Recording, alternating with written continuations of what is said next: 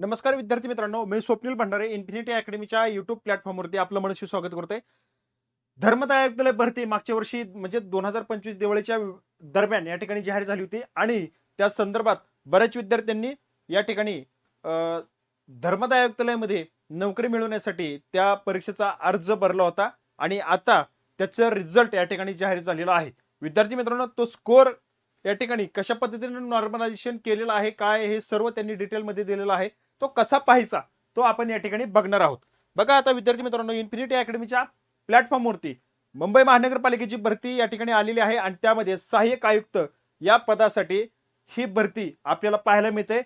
त्याकरता ज्या विद्यार्थ्यांनी त्या पदाचा फॉर्म भरलेला असेल अशा विद्यार्थ्यांसाठी एका बॅचचं प्रमोशन आहे. ते प्रमोशन बघून घ्या की बघा, लाईव्ह रेकॉर्डेड स्वरूपात आपण या ठिकाणी बॅच देतो.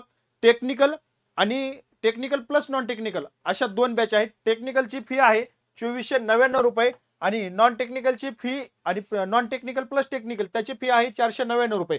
विद्यार्थी मित्रांनो, यामध्ये तुम्हाला सर्व सिलेबस या ठिकाणी शिकवला जाणार आहे. टेक्निकलमध्ये फक्त जो काही टेक्निकल सिलेबस आहे सहाय्यक आयुक्त पदाचा तो सगळा सिलेबस असेल. ट्रिकच्या माध्यमातून कलमे वगैरे काय असतील ते कमी वेळामध्ये तुम्हाला चांगला अभ्यास कसा करता येईल यावरती सर्व बॅच लेक्चर असतील. लाईव्ह प्लस रेकॉर्डेड स्वरूपात बॅच असणार आहेत.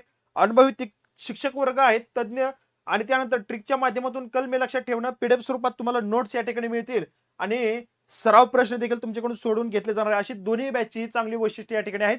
ही बॅच घेण्यासाठी 9226 01 61 61 या नंबरवरती तुम्ही कॉल करायचा आणि संपूर्ण माहिती या ठिकाणी घ्यायची आहे. बघा आता आपण या ठिकाणी काय करणार आहोत. जो काही धर्मदाय आयुक्तालयाचा रिझल्ट या ठिकाणी लागला बघा, त्याची वेबसाईट आहे. त्या वेबसाईटवरती आपण क्लिक केल्यानंतर ही वेबसाईट अशा पद्धतीने ओपन होती आणि या ठिकाणी बघा तुम्हाला नवीन पद भरती या 2025 याच्यावरती क्लिक केल्यानंतर बघा नवीन पद भरती यावरती क्लिक केलं की या ठिकाणी तुम्हाला ऍडव्हर्टाइज येते. सर्व माहिती या ठिकाणी येत आहे. त्यानंतर यामध्ये विद्यार्थी मित्रांनो खाली तुम्ही यावरती नवीन पद भरती 2025 यावरती जर क्लिक केलं तर हा पॅटर्न येतं आणि यामध्ये नॉर्मलायझेशन स्कोर या ठिकाणी ही जेवढी पदं आहेत त्या पदांसंबंधी सर्व ऑप्शन येत आहेत आणि त्यावरती आपण जर समजा इन्स्पेक्टर म्हणजे निरीक्षकला जर क्लिक केलं तर या ठिकाणी बघा ती पीडीएफ ओपन होते.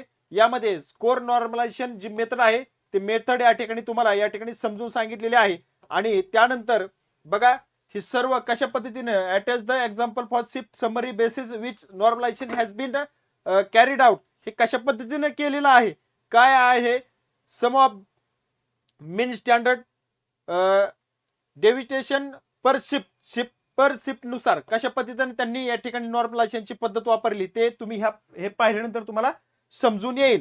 आणि त्यानंतर सर्व नॉर्मलायझेशन झाल्यानंतर म्हणजे ती पद्धत मेथड संपल्यानंतर तुमचे गुण या ठिकाणी रोल नंबर असेल, तुमचं नाव आहे, त्यानंतर पद आहे कोणत्या पदाचं आहे इन्स्पेक्टरचं, नंतर ऑब्जेक्शन रोज स्कोर किती आहेत, नंतर प्रो रेटेड मार्क आणि नॉर्मलायझेशनचे जे काही मार्क आहेत ते या ठिकाणी तुम्हाला दिलेले आहेत.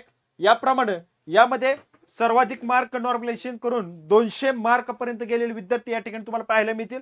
अशा पद्धतीनं पहिले टॉप येणारे रँक मध्ये पहिले 9 ते 10 विद्यार्थी या ठिकाणी तुम्हाला कारण त्या जागा ओपनला तेवढ्या 10 असल्यामुळे मग ते कास्ट वगैरे त्याचा काही विचार केला जात नाही. ते पूर्णपणे 10चे 10 जण या ठिकाणी त्यामध्ये समावेश होतील. त्यांची निवड फिक्स असणार आहे. त्यानंतर महिला आरक्षण असतील. महिला ज्या पहिल्या त्यानंतर ज्या 10 पहिल्या महिला असतील 9-10 काही जागा आहेत त्यांचा असेल आणि नंतर कास्ट वाईज नुसार तुम्हाला या ठिकाणी तुमचा क्रम या ठिकाणी ते करतील. आता रँक वाईज पीडीएफ यामध्ये तर दिसत नाही, परंतु विद्यार्थी मित्रांनो अशा पद्धतीने तुमचं नॉर्मलायझेशन पाहायला मिळते आणि तुमची लिस्ट तुम्हाला कशा पद्धतीने ओपन करायची तुम्हाला हे समजलं असेल. तुम्ही ज्या पदाकरता तुम्ही फॉर्म भरला होता त्याची लिस्ट तुम्ही या ठिकाणी ओपन करू शकता. सिनियर क्लर्क आहे, सर्वांचं या ठिकाणी अशा पद्धतीने त्यांनी कसं नॉर्मलायझेशन केलंय त्याप्रमाणे या ठिकाणी त्यांनी ह्या लिस्ट दिलेल्या आहेत. अशा पद्धतीने तुम्ही तुमचा स्कोर चेक करू शकता आणि तुम्ही कितव्या रँकला आहेत ते देखील तुम्ही पाहू शकता, कारण रँकची पीडीएफ देखील तुम्हाला उपलब्ध आहे. या ठिकाणी थांबतो. भेटूया पुढील काही जर अपडेट आली नवीन तर त्यामध्ये. तुर्तास धन्यवाद.